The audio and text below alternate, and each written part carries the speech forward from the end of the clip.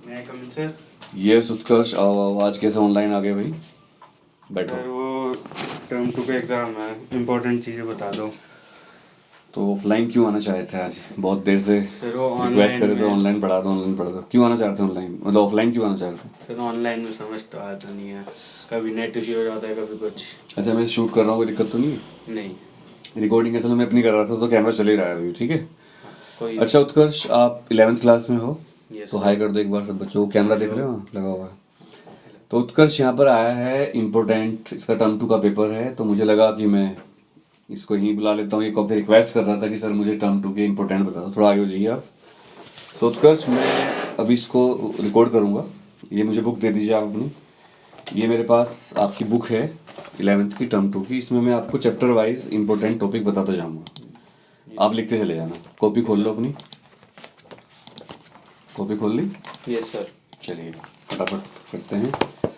तो मैं हर चैप्टर के आपको इंपॉर्टेंट टॉपिक बताऊंगा, वो आपको करने हैं, वही आपके एग्जाम में आएंगे, ठीक है। Thank you sir. पहला chapter mechanical properties of solid, chapter 9। लिख लिया? यस इसमें सर। एक तो आप elastic behaviour of solids, elasticity का मतलब क्या होता है ये लिख लीजिए। What is elasticity? Okay. Yes sir. एक आप लिख लो स्ट्रेस स्ट्रेन कर्व।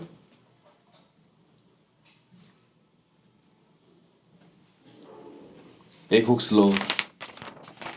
मतलब इसी में से पेपर आ जाएगा 90%। आप लोग भी अगर ये वीडियो देख रहे हो, अगर मैं इसको डालता हूँ यूट्यूब पर, तो जो टॉपिक बता रहा हूँ उसी में से आपको पेपर ऑलमोस्ट फंस जाएगा। लिख लिया? लास्ट क्या लिखा? Hooke's law. हुक्स लो। अच्छा, एक आप लिख लो मॉडुलस ऑफ रिजिडिटी। और एक बच्चों लास्ट पेज पे आप भी देख लो, ये देखो, ये जो आई शेप का क्यों बनाते हैं इसको, ये जो बीम होते हैं इनको आई शेप का क्यों बनाते हैं? तो बीम आई शेप, ये लिख लो बस, बीम आई शेप क्यों बनाते हैं? आई शेप के बीम क्यों बनाते हैं ये पूछा जा सकता है। आई शेप के बीम क्यों बनाते हैं? तो ये हो गया। अब एक्सरसाइज लिख लो इसकी, फास्ट चलेंगे। एक्सरसाइज में 9.1, 9.3, 9.5, बस 3 क्वेश्चन कर लेना। Chapter number 10 fluids, chapter 10 fluids. इसमें लिखो पास्कल लॉ, अच्छी तरह करना, इसको एग्जाम में आ सकता है। Pascal law, hydraulic lift, fast लिखना है। Hydraulic brakes, hydraulic brakes, okay. Yes sir. Streamline flow, Bernoulli principle का, बर्नौली थ्योरम का डेरिवेशन, बर्नौली थ्योरम का derivation. Surface tension, surface energy की डेफिनेशन। मतलब हर चीज़ का अलग अलग होता है बच्चों। सरफेस टेंशन, सरफेस एनर्जी की डेफिनेशन पूछ सकते हैं। तो सरफेस टेंशन और सरफेस एनर्जी की डेफिनेशन,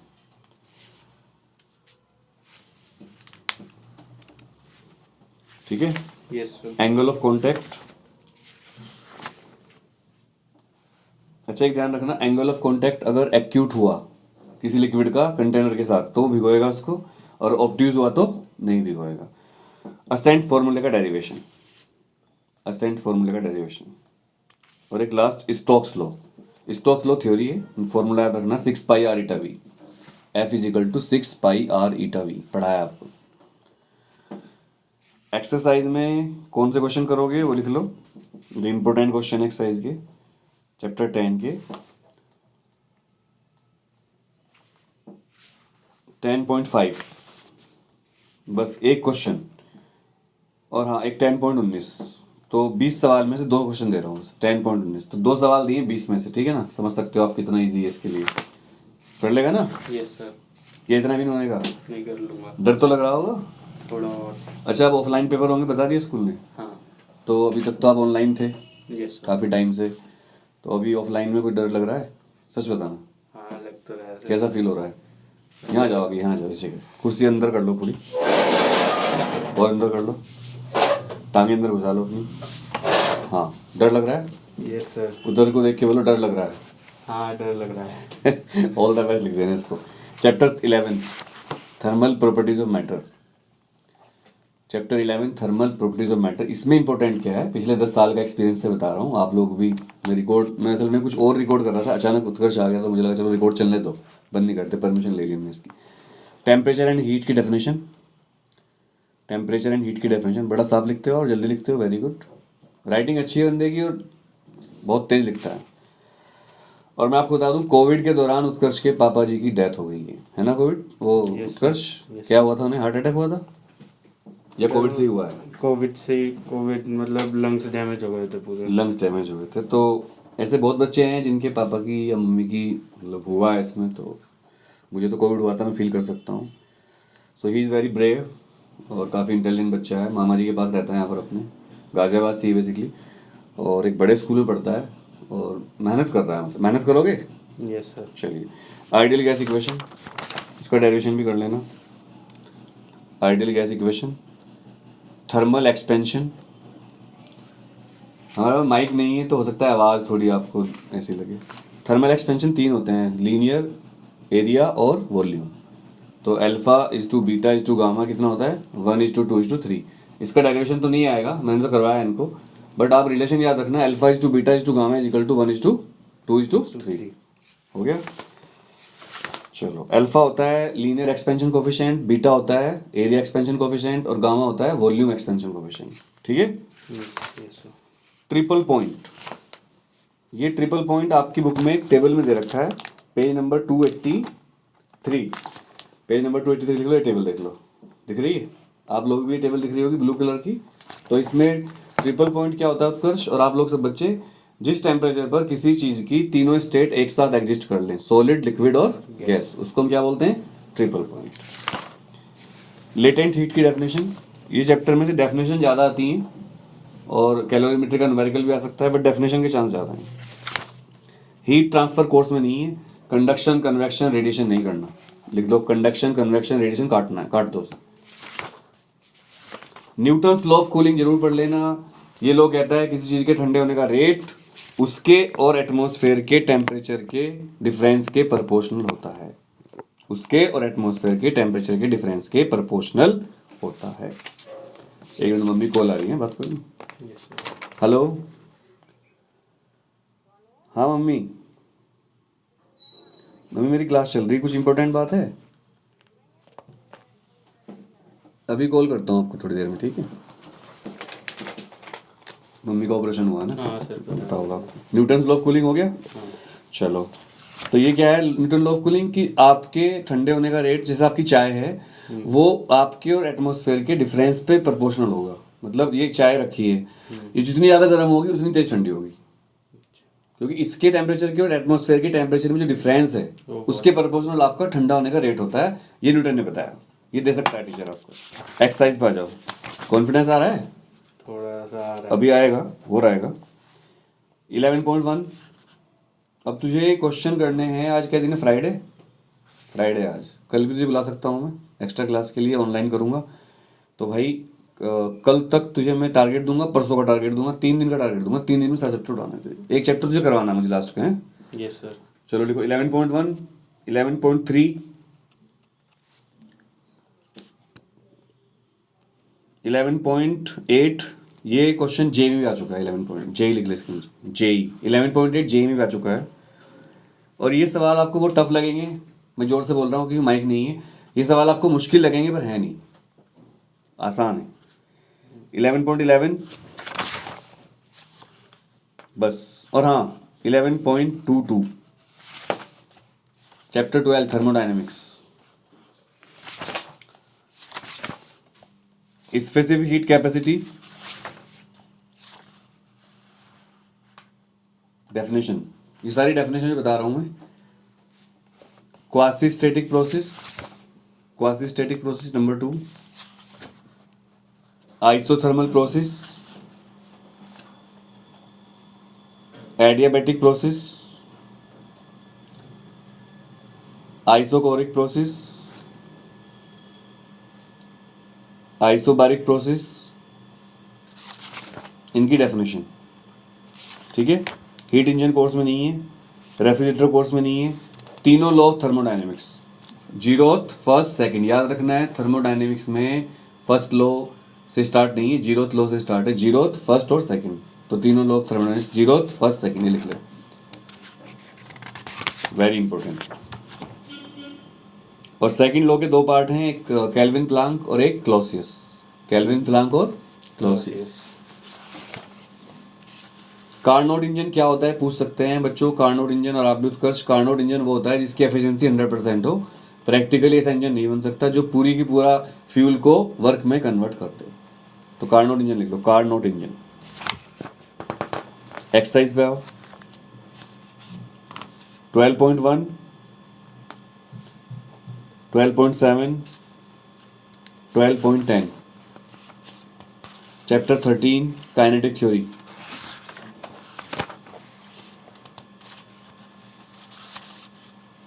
इस चैप्टर में काइनेटिक थ्योरी ऑफ गैसेस के पोस्टुलेट्स हैं, लिखो postulates of kinetic theory of gases, KTG, postulates of KTG, मतलब ये किस पे डिपेंड है, जैसे सारी गैस छोटे छोटे मॉलिक्यूल से मिलकर बनी है, ये मॉलिक्यूल के कोलिजन कैसे होते हैं, इलास्टिक, जब ये मॉलिक्यूल टकराते हैं तो प्रेशर अप्लाई करते हैं, किसी भी टाइम पर आधे मॉलिक्यूल टकरा रहे होते हैं, आधे मॉलिक्यूल वापस आ रहे हैं, assumption. Number 2, derivation of pressure of an ideal gas, derivation of pressure of an ideal gas, very very important, derivation of pressure of an ideal gas, इसकी वीडियो भी आपको मिल जाएगी यूट्यूब पर, मेरी दो वीडियो हैं।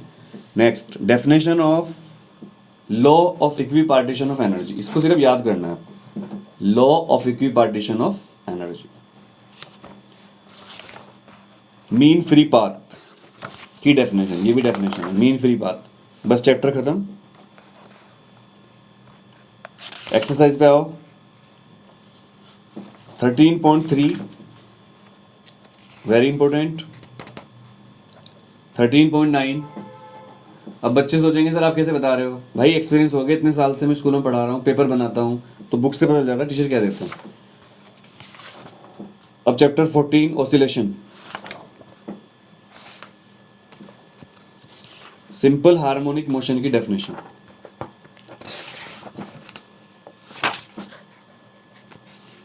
Velocity and acceleration in SHM, velocity and acceleration in SHM.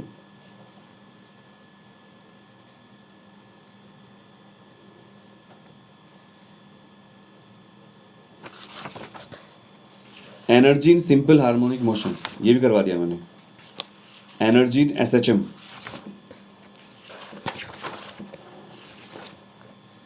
और याद रखना जहां पर काइनेटिक एनर्जी हाईएस्ट होती है वहां पर पोटेंशियल एनर्जी मिनिमम होती है, याद रखोगे।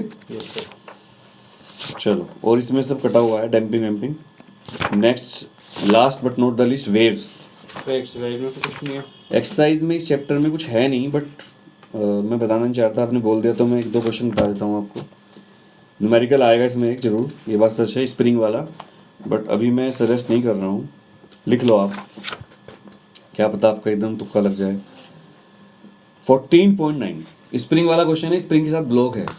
और एसएचएम क्या होती है याद रखना, सबको बता देता हूँ, ऐसी मोशन जिसमें एक्सीलरेशन डायरेक्टली प्रोपोर्शनल हो minus of displacement. If acceleration is directly proportional to minus of displacement, it is known as SHM. बस वेव पाओ, ट्रांसवर्स एंड लॉन्गिट्यूडनल वेव की definition, transverse and longitudinal wave की definition, amplitude, phase, period, angular frequency, इनकी definition. Amplitude, phase, period मतलब time period, और angular frequency.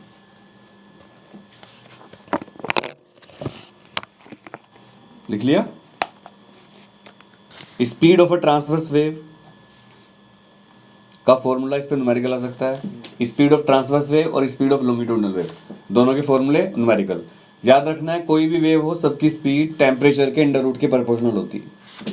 क्या? Speed temperature के under root के प्रोपोर्शनल होती है।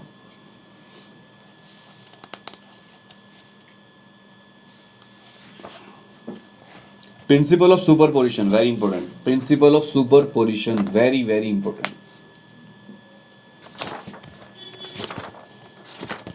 ये सब हट गया, पाइप, ऑर्गन पाइप, रस्सी कुछ नहीं है, कोर्स में से कट गया। डॉपलर इफेक्ट भी हटा दिया।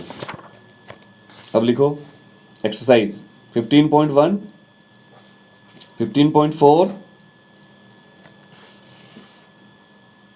15.16, बस चैप्टर खत्म, पैसा हजम। इसके अलावा एनसीईआरटी में जो एग्जाम्पल दे रखे हैं वो छोटे छोटे एग्जाम्पल जो है, बड़े बड़े नहीं, छोटे छोटे सारे कर लेना। लिखो all small examples to practice. इतना काम कर लोगे? यस। कितने दिन चाहिए? 19 तारीख को पेपर आपका, यस सर। और आज क्या तारीख है? 11। आज 11 तारीख है, 19 तारीख को पेपर। आपके पास कितने हैं? 8 दिन है। 8 दिन पे 4 दिन में ख़त्म कर लो। 4 दिन के बाद जितने डाउट हो इकट्ठे करके आ जाना, ऑनलाइन क्लास चलती रहेगी। तो ये कर लोगे ना? Yes sir. प्रॉमिस करो कर लूँगा। ट्राई करूँगा सर। नहीं नहीं, आई विल डू सर। अगर आप कहोगे ऐसा तो तभी होगा। Yes sir. प्रैक्टिकल हो गए? Yes sir. ऑफलाइन हुआ? नहीं, क्या ऑनलाइन हुआ? क्या क्या पूछा? वाइवा हुई थी? गूगल फॉर्म पे एक टेस्ट लिया था बस। भाई इनका प्रैक्टिकल गूगल फॉर्म पे टेस्ट लेके हुआ, वाइवा नहीं हुई मतलब। तो मार्क्स बता दिए? नहीं। तो फिजिक्स का पेपर पहला ही है क्या? नहीं, सेकंड है। उससे पहले कौन सा है? मैथ्स।